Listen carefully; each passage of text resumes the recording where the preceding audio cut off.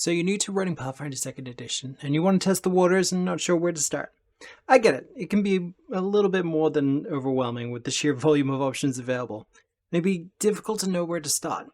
I kind of want to help with that, maybe giving you some suggestions you haven't heard before, but might give you a good idea of where to begin.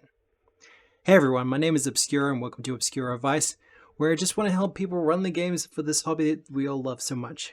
Today I will be covering start advice for Pathfinder 2nd Edition, but I do want to cover other systems in the future. But we'll see how we go. This is kind of an experiment, so if you like this, please like, comment, subscribe, all that other fun stuff. We're well aware what to do at this point. Now I will say before we get into my suggestions that up front I will suggest Menace Under Atari, aka the Beginner's Box. It was designed with new players, GM and player alike, and is an absolutely fantastic introduction to the system and its mechanics.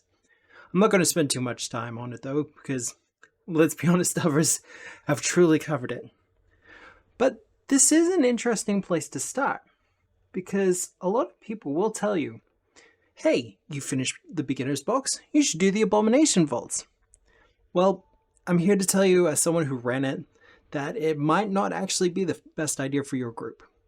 For those who aren't aware, Abomination Vaults is Paizo's first mega dungeon for Pathfinder 2nd Edition. And although it's a great adventure path, it's not without its issues.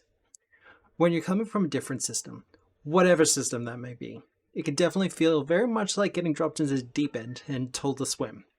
With the way it's designed, it is quite easy for players to find themselves taking the wrong turn into an encounter that could potentially wipe the party. For veterans of the system, this is part of the fun of it, the unexpected danger around every corner.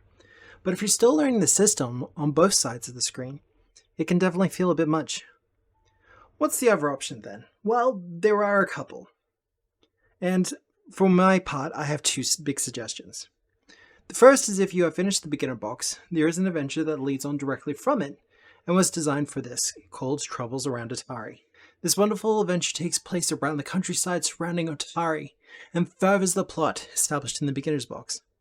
I've run it myself, and it's a great adventure that works exceptionally well as a springboard for an entire campaign just around Atari itself, or even just establishing the legends of the heroes of your game. Also, it finishes around level 4 to 5. This means that if you want to jump to another pre-made adventure path, you'll, for the most part, be able to jump in at the second book and be good to go with a bit of narrative flexing. The other option, and this is if you don't have the beginner's box, or hell, if you want to start with a couple of one-shots first, is the Pathfinder Society scenarios. Now, much like Adventurers League, Paizo has their own organized play called Pathfinder Society. Although I do recommend asking around to see if you can find a local chapter, we're not really here to talk about that. We're here to talk about the scenarios themselves. Coming in at about $8.99 USD each, these are scenarios designed to be run in one session, around 4 hours, with many of them starting at level 4, but also accommodating levels after that, usually in like a 4-level bracket, so the first level ones will usually go from level 1 to 4. Now, the narrative conceit of these scenarios being that the players work for the titular Pathfinder Society.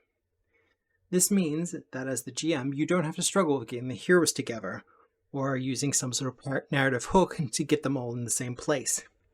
They've been hired by the Society to do a thing, and that makes it easier on you as the GM. Now, speaking from experience, although the scenarios are designed to be one-shots, it is pretty easy, if you wanted to simply extend them out. One scenario taking several sessions to finish between combats, role-playing, and whatever you as the GM may want to add.